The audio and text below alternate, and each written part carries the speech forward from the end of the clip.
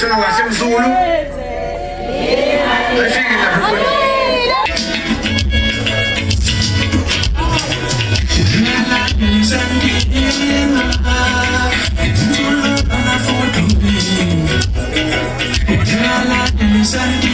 isikhathi i-airtime isiphelile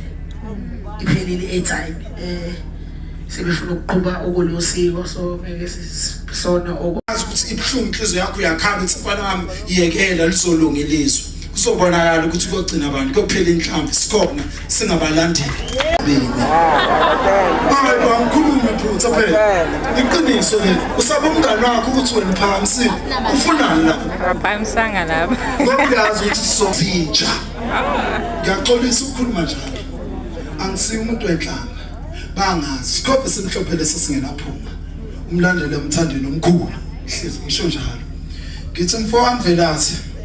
lala ngokuthula mngane wami mingathi ngingazi ukuqala wami ukwazi ngakwazi ukufika kwami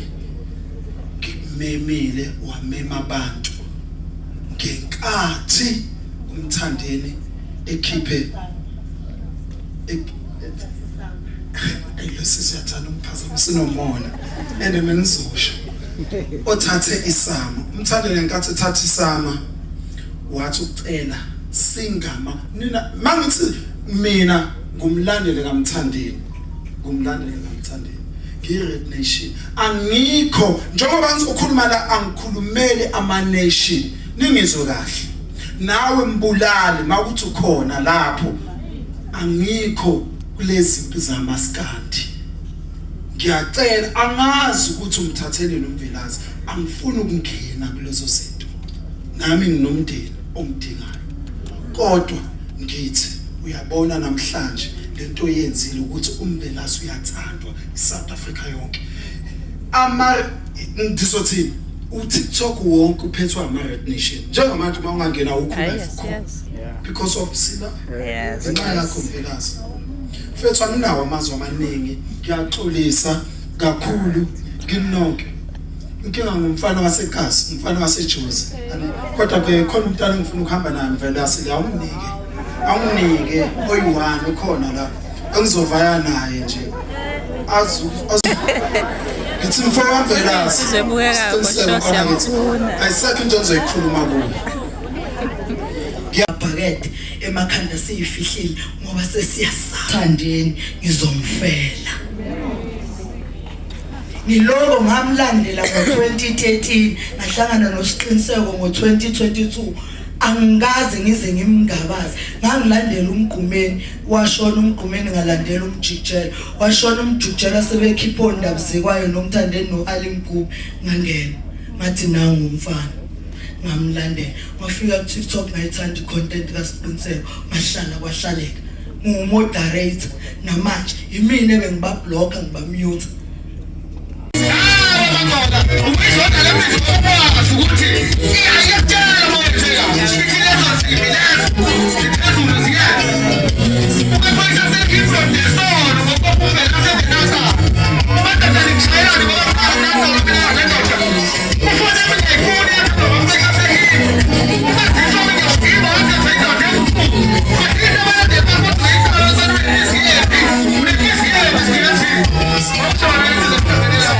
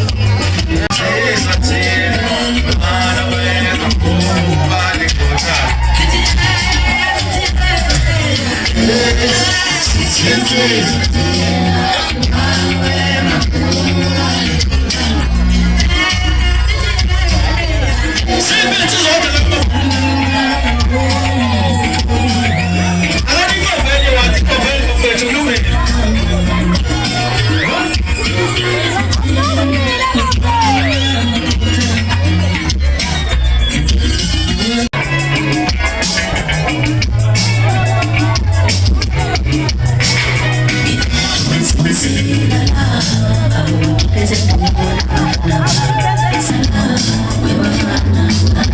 fun. ngiyadedela uma kuqwabe angazi nami ngibona la uhlelweni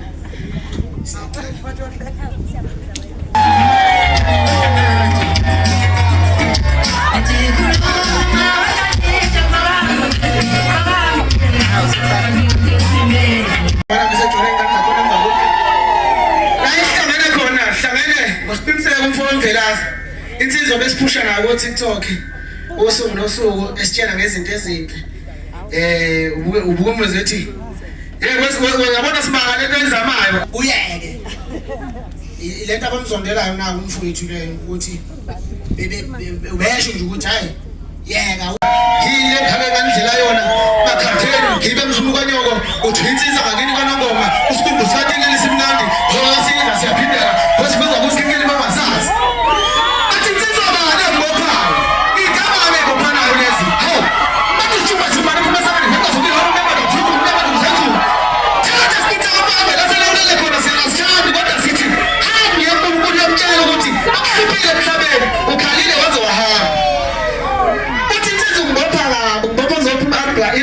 Friday. They TikTok post on Facebook. Oh, shit, I think it was that jelly. Jelly, they did we say myself in the same jail. But what's I got to be listening at? Yeah, Bob, afraid to be open your better love for the ones that come out of them. What I feel when I get a joy.